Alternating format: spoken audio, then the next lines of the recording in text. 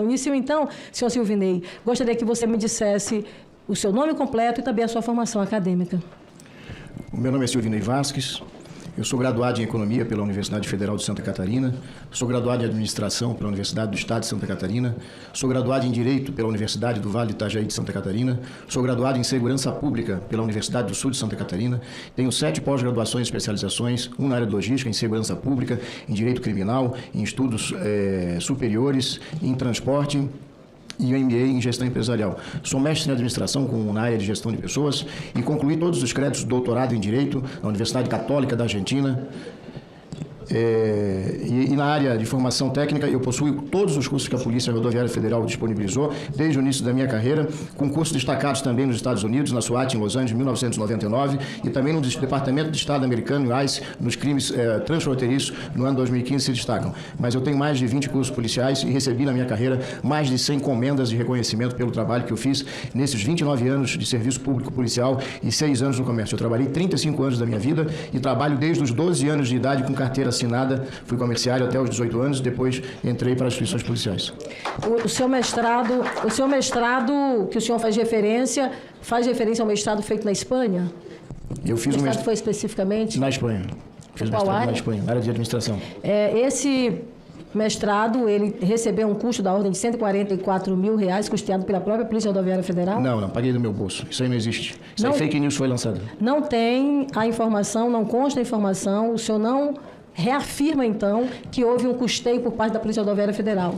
Nem deste curso da Espanha, de nenhum outro curso. Eu reafirmo para a senhora que o mestrado que eu fiz, eu paguei com recursos próprios e que essa matéria é uma fake news de um mestrado que a Polícia Rodoviária Federal encaminhou vários colegas, mas eu não participei desse mestrado. Infelizmente, não deu tempo. Se tivesse, eu iria, porque eu acho que mereço. Trabalhei 30 anos. E a gente já mandou fazer mestrado no exterior, mais de 100 policiais. Mestrado, doutorado. Sobre a sua área de atuação especificamente, o senhor poderia me falar de uma forma mais resumida como se deu de fato a sua atuação, de uma forma mais breve, digamos assim, a sua passagem por Santa Catarina, no Rio de Janeiro e também aqui em Brasília, e aí eu já faço um recorte especificamente à atuação na Polícia Rodoviária Federal? Pois não? Eu não entendi a pergunta. Eu gostaria que você... Não, eu queria que você me falasse apenas das funções que você exerceu nos últimos 5 anos na Polícia Rodoviária Federal. Ok. Eu fui superintendente da Polícia Rodoviária Federal por 5 anos em Santa Catarina, na gestão da presidente Dilma. Eu gostaria até de destacar aqui, relatora, que só em 2 momentos, de 95 anos da instituição, não se podia nomear por indicação política. Foi com a presidente Dilma e com o presidente Bolsonaro. Nos demais períodos da instituição, só entra para ser chefe quem tem indicação política. Então, naquela oportunidade, por ser técnico, eu fui escolhido numa seleção e eu fui o superintendente por 5 anos. Depois fui, o cargo hoje chama-se diretor de operações aqui em Brasília, até 16. Depois eu fui trabalhar na estrada, voltei para a estrada, já tinha completado meu tempo de serviço e em janeiro de 2019, a convite do então diretor-geral da Polícia Rodoviária Federal, eu fui convidado para assumir a superintendência do Rio de Janeiro. Quando cheguei lá no Rio de Janeiro, nunca votei no Rio de Janeiro, nunca tinha trabalhado por muito período no Rio, nunca ocupei chefia lá, não conhecia ninguém do Rio de Janeiro. A gente começou a trabalhar e trabalhar muito lá no Rio de Janeiro e nós chegamos aos menores índices de criminalidade da história em rodovias federais no Brasil e lá no Rio de Janeiro. Isso são dados do Instituto de Segurança Pública, que é um órgão público do Estado do Rio de Janeiro. Em razão do destaque do nosso trabalho e em razão da troca do ministro da Justiça, o ministro Anderson, que eu nunca tinha visto ele pessoalmente na história, procurou amigos e delegados da Polícia Federal para pegar informações de policiais que pudessem ser diretor-geral, tanto na Polícia Federal como em pessoas que ele tinha confiança na Polícia Rodoviária Federal, e indicaram o meu nome. Então fui convidado no dia da Páscoa, era Páscoa de 2021, para assumir a direção-geral da PRF, quando eu já tinha, inclusive, tempo para se aposentar, né? Mas a gente veio para cá para contribuir, trabalhar, e elevamos a PRF a números que ela nunca tinha conseguido na história. Nunca. Para vocês terem uma ideia, nós somos a instituição policial mais seguida em redes sociais no mundo. Então, isso é sinal de credibilidade da nossa instituição. Nós levamos para a nossa Academia Nacional, relatora, mais de 15 países. Era uma disputa para ver quem conseguia vaga nos nossos cursos. Nós contratamos no ano passado do Instituto Federal do Espírito Santo 5.000 pós-graduações para que os nossos policiais, todos já com nível superior, possam agora sim fazer a sua pós-graduação. Enfim, nós fizemos investimento em todas as áreas e a instituição firmou convênio com mais de 200 agências policiais de segurança, ou de receita, ou de vigilância sanitária e de meio ambiente no Brasil, e a gente tinha uma dificuldade dificuldade muito grande na gestão, que era conseguir atender todos os pedidos de parcerias e trabalho em conjunto com as demais agências do Poder Público brasileiro em todos os níveis. Sobre a sua atuação dentro da polícia agora, já como diretor da Polícia Rodoviária Federal, o ministro da Justiça, Anderson Torres, assegurou, por exemplo, em fala à Polícia Federal, de que o senhor tinha realmente total autonomia funcional. O senhor assegura que o senhor tinha essa total autonomia ou em algumas situações precisava de um endosso ou, de um endosso por parte do ministro da Justiça? Olha, eu assumi também com uma condição que me foi garantida, que a equipe minha, quem formaria, quem escolheria, era o diretor-geral. Então, observem o currículo dos nossos superintendentes, do nosso chefe de delegacias e dos outros gestores, altamente qualificados. Então, eu tinha total autonomia.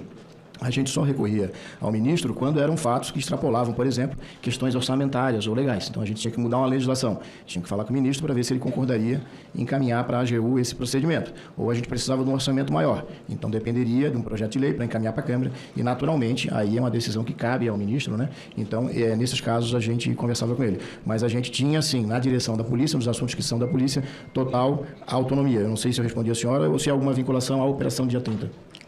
Não, a pergunta o senhor conseguiu me responder. Ainda sobre a sua permanência, por exemplo, lá no Rio de Janeiro, no período que o senhor esteve lá. Nesse período, o senhor chegou a conhecer, ou até mesmo fora deste período, o senhor conhecer o Daniel Beck? Não, esse senhor eu conheci ele aqui em Brasília num evento de inauguração, onde a gente fez o aniversário da polícia, entregamos equipamentos e ele, me parece que é um dos sócios da empresa, ele esteve no evento com mais de 5.000 pessoas foram prestigiar a PRF naquele dia. O senhor pode me dizer a data? Eu vou ter que... Pelo menos mês ou ano? Não, é o aniversário da polícia, é junho ou julho. De qual ano? De 2000 e... Eu não sei se foi no de 21 ou de 22. Eu teria que ver a... Eu não lembro a... Mas foi compreendendo o período que o senhor estava à frente. Não, eu era diretor-geral. Eu só não sei dizer para a senhora, foi no aniversário da polícia. Se foi no 21 ou no 22. O senhor, temos a informação também de que a sua aposentadoria ela foi deferida em apenas 3 dias, né? Ao mesmo tempo, temos a informação de um volume significativo de processos disciplinares abertos contra o senhor. O senhor pode me confirmar acerca da existência desses processos? Eu não tenho ciência. Então, eu até achei importante, porque a imprensa fica falando também essas fake news, né? Eu desconheço, até o presente... O senhor não tem nenhum processo administrativo contra a minha pessoa? Não fui notificado... Presidente, só uma questão de ordem. Presidente, só para saber se ele está na condição de investigado ou de testemunha, porque eu não estou entendendo... Só para confirmar. Senador, eu queria assegurar o meu direito de Flávio fazer as inquirições, com todo respeito, presidente. Nós não podemos interferir na fala dos seus parlamentares. Então, a senadora Elisiane, na condição de relatora, está usando da palavra. Deputado Duarte, eu não vou permitir nenhuma parte. Por favor, prossiga. Doutor Silvanei, deputado, por favor. Então, eu vou repetir. Posso repetir, relatora? Posso repetir? Pode sim. Eu não fui notificado desde o dia que aposentei acerca de nenhum processo que eu responda na PRF.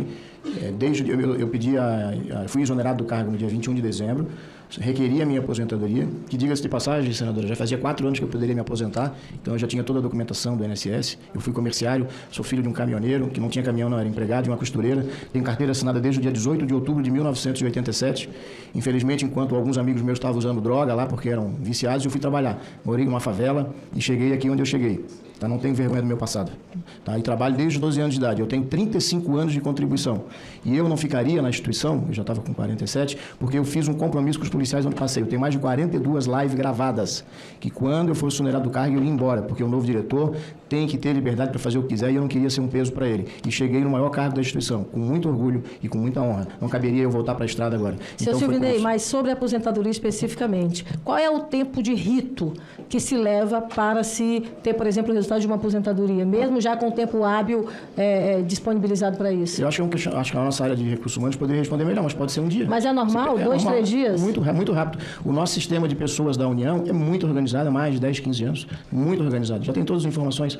Se eu já tinha feito a verbação do tempo de INSS, por exemplo, isso era muito rápido. E eu já tinha feito tudo antes, né? Preparei tudo. O dia que eu quisesse ir embora, eu ia embora. Senhor Silvinei, mais uma pergunta ainda acerca sobre os seus processos. É bom lembrar que o senhor está aqui na condição de testemunha e o senhor não pode mentir. Veja bem, nós temos, inclusive, uma acusação da própria Corregedoria-Geral da União, através do ex-corregedor da PRF, o Wendel Benevides. Ele foi acusado, melhor dizendo, pela Corregedoria-Geral da União, de esconder 23 denúncias contra o senhor. Olha, veja bem, o que fizeram com o Wendel foi uma ilegalidade, ilegalidade vergonhosa, que eu nunca tinha visto na história. Vergonhosa. O Wendel é um dos maiores profissionais de corregedoria do Brasil, requisitado para ajudar nos outros órgãos. Ele nunca escondeu nenhum processo, todos os processos que tinha contra mim foram abertos, e eu vou reiterar aqui. Desde o dia da minha aposentadoria em dezembro, eu nunca fui notificado, e olha que os colegas já estão há 6 meses no cargo, né? Vamos lembrar, eu saí da direção em dezembro, acerca de qualquer processo que eu esteja respondendo.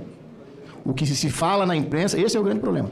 O que se fala na imprensa não é verdade. E mesmo os colegas que estão lá são profissionais éticos, sérios. Jamais deixariam de fazer a sua obrigação. Eu nunca fui notificado de nenhum processo administrativo pela PRF e muito menos pela Cordeiro. E nunca teve conhecimento da existência dos processos, ok? Porque o que o senhor traz aqui é uma informação muito séria. O senhor está simplesmente dizendo que não tem informação acerca de nenhum processo administrativo contra a sua pessoa. E, ao mesmo tempo, tem claramente a informação da Corregedoria Geral da União de que o senhor Wendel poderia estar escondendo pelo menos 23 denúncias contra o senhor. Então, esta CPI ela tem todas as condições e já, inclusive, estará encaminhando a solicitação do teor dessas informações para contraditar com a sua fala. Então, que isso, de fato, fique bem claro. E, por tabela, nunca houve, então, a imposição do sigilo de 100 anos sobre esses processos administrativos. Vou reiterar para a senhora aqui. Eu nunca fui notificado oficialmente, inclusive, em razão desse monte de... Não, veja, há uma diferença entre não ser notificado e ter conhecimento. Não, por favor. Mas o que seria tomar conhecimento dentro O senhor nunca foi notificado de nenhum processo disciplinar contra o senhor. Com todo respeito, eu não posso acreditar em conversa de corredor e nem de parte da imprensa mentirosa quantos processos já movemos. Que eu já movi 115 processos e tem 300 na fila. Tá? Mentira. A CGU e a Polícia Rodoviária Federal nunca me notificaram. Se existe o processo... Não existe, então, processo de improbidade, processo administrativo contra o senhor. Senadora, se existe o processo lá... Nem de improbidade, nem administrativo. Não, peraí. A senhora está falando administrativo? Vamos lá. Eu estou seguindo a mais um questionamento. Fiz as perguntas acerca do processo administrativo e sigo. Tá. Não tinha administrativo e também não tem de improbidade. Não, vamos lá. Qual âmbito? No âmbito da Polícia Rodoviária Federal. Não, vamos lá. No âmbito da Polícia Rodoviária Federal... Administrativo e da CGU, eu nunca fui notificado acerca de nenhum processo. Se existe lá, senador, não posso dizer para a senhora que não tem, mas eu não fui notificado, entendeu? Pode ser que tenha. É isso que eu estou colocando para a senhora aqui. Se existe, os colegas estão trabalhando, em algum momento eu vou ser notificado. Estou falando no âmbito administrativo. Aí a senhora falou da improbidade. Provavelmente a senhora está falando de um processo judicial que existe na Vara Civil do Estado do Rio de Janeiro, o procurador disse que eu usei as minhas redes sociais pessoais, né, que eu usei dentro da minha casa, com o meu aparelho celular, no meu horário de folga, né, como qualquer cidadão, assim como o atual diretor-geral da polícia, vários superintendentes da PRF, a ex-diretora, que agora tem um cargo aqui na Senatran, pediu um voto para outro candidato. Tem algum problema? São cidadão. Nós temos que parar de tratar policial diferente. E o cidadão, eles não fizeram errado. E eu nunca cometi crime eleitoral com a minha rede social pessoal. E o procurador da República entendeu que eu estava errado, entrou com a ação e eu estou me defendendo. É isso. Não tem nada demais. Mas existe, então, no âmbito do Rio de Janeiro, então, portanto, esse processo de improbidade, que o senhor assegura muito bem. Existe um processo na área civil, na Justiça Federal do Rio de Janeiro, no 1º grau, acerca de uma denúncia do MPF sobre as minhas redes sociais. É isso. Acerca do sigilo dos 100 anos. Nunca existiu isso no âmbito da PRF, muito menos documento do presidente Bolsonaro que decretasse sigilo em processos da PRF. Foi mais uma ação que a gente entrou de danos morais. Mentiroso o jornalista que escreveu isso. Aliás, mais de um, né? Mentiroso. Não existe nada no âmbito da PRF de sigilo. Inclusive, os meus processos foram todos colocados aí na imprensa, copiados, e a imprensa só publicava o que interessava, não publicava o processo inteiro. E isso acaba trazendo uma ideia errada, né? Então, não é verdade... Senador, aqui foi decretado 100 anos de sigilo. Isso não, nem por âmbito do governo federal, muito menos da PRF, nem mesmo da CGU na época. Isso não existe. Acerca das informações que foram solicitadas, senhor Silvinei, de uma forma muito reiterada, inclusive pelos veículos de comunicação, inclusive há vários por parte desses veículos de abertura de informações com base na lei de acesso à informação, mas que acabou sendo, por exemplo, rejeitada. Essa rejeição que vinha, inclusive, através do então o ministro Anderson Torres. Essa rejeição, ela ocorreu especificamente pelo Anderson Torres, ou houve, inclusive, da sua parte, algum tipo de orientação para que se desse, por exemplo, essa decisão em relação a esses veículos de imprensa e, ao mesmo tempo, como se dava, na verdade, esse entendimento? Havia conversas prévias entre o senhor e o Anderson Torres em relação à resposta dessa solicitação de informações através da lei de acesso à informação por parte dos veículos de imprensa no país? Senador, a gente recebe por dia aí 10, 15 pedidos de informação, de ouvidoria, ou lei de acesso à informação, o ESIC, enfim, todos eles. O recurso acaba indo a nível nacional, né? Se a gente pegar os estados, aí o número é gigante. Ele acaba indo para o Ministério da Justiça e outros vão para a CGU. Eu lhe garanto que todos os processos requeridos seguiu o trâmite da CGU. Qual é o trâmite da CGU? Que dados pessoais e que coloquem em risco policial, por quê? Lá no Rio de Janeiro, por exemplo, o processo de um colega estava num grupo de narcoterroristas lá.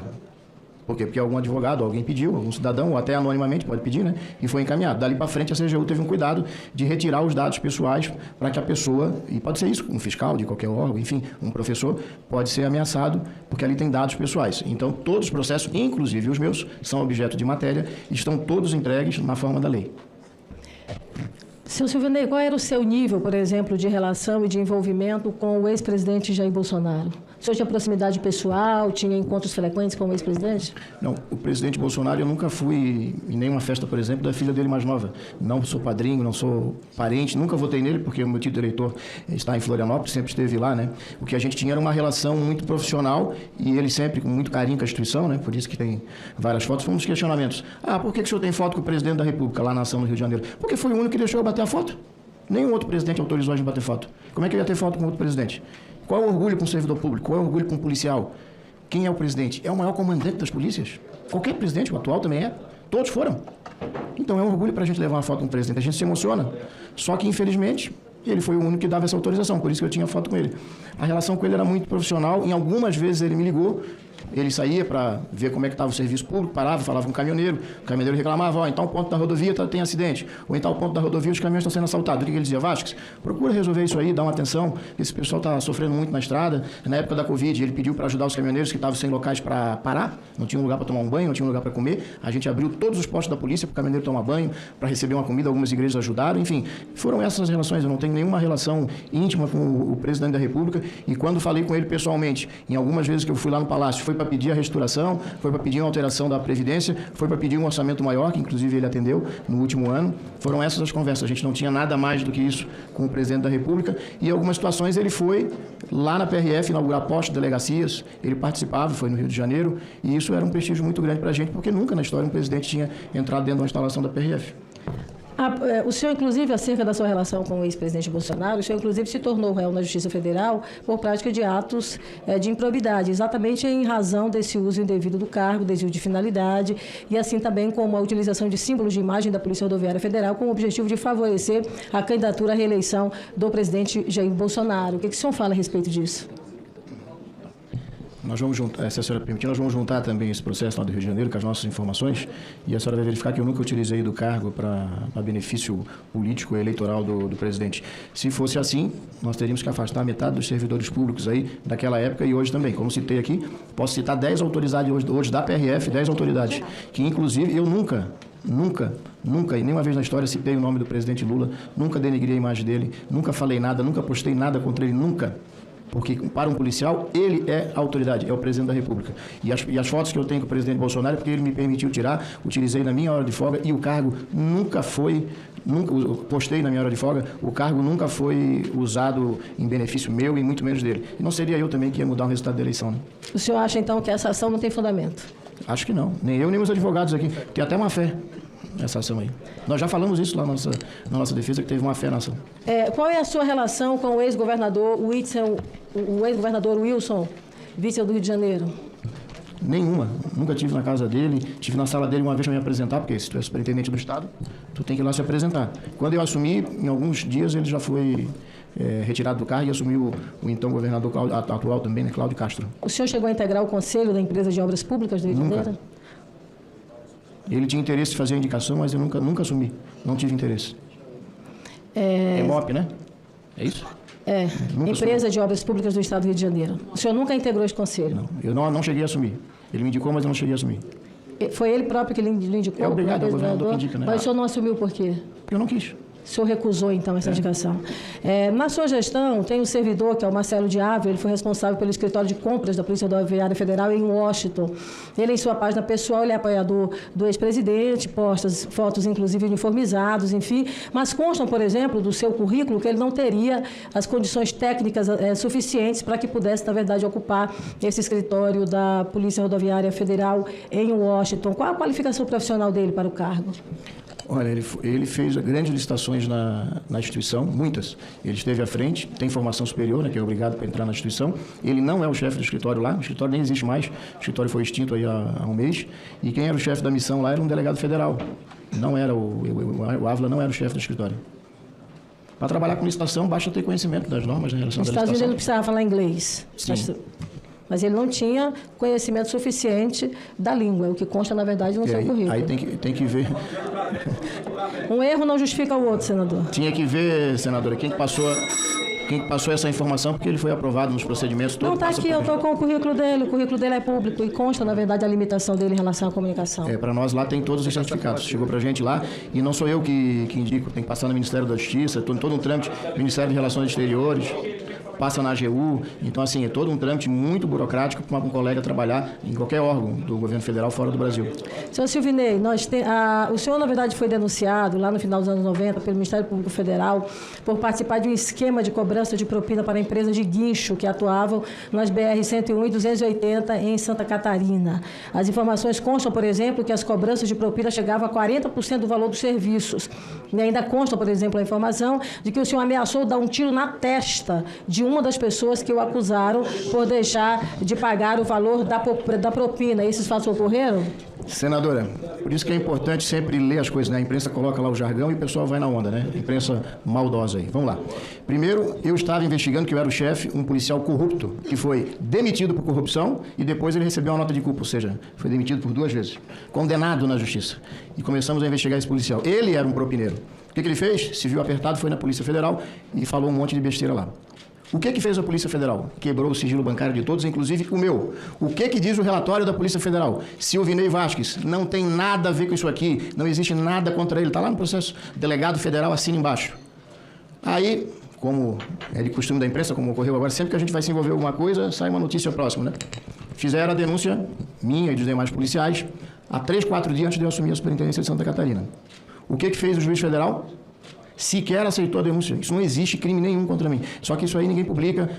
Os fofoqueiros de plantão que andaram a destruir a instituição também não levam a informação. Por que o senhor não respondeu, por exemplo, ao site Metrópolis, quando ele fez a solicitação do teor, por exemplo, dessas informações? Senadora, e através da lei de acesso à informação, e o senhor se negou a dar essas informações? Eu não tenho obrigação nenhuma de estar falando com o repórter. Não tenho obrigação. Eu falo com aqueles que têm o princípio ético. Por que fala lá no Código de Ética do Jornalista? Você tem que checar, inclusive, para replicar. Está lá. Artigo 4º do Código de Ética do Jornalista. Não fazem. Então, eu não tenho obrigação nenhuma, pessoa. E aí, o Metrópolis tem acesso, viu, senadora, ao processo, é só solicitar. Então, vai se observar lá que a Polícia Federal me isentou e essa mentira que eles colocam que o processo foi prescrito é mentira, porque prescreveu para os demais, porque eu sequer o juiz aceitou, o juiz da primeira vara criminal de Joinville contra a minha pessoa. Senhor Silvinei,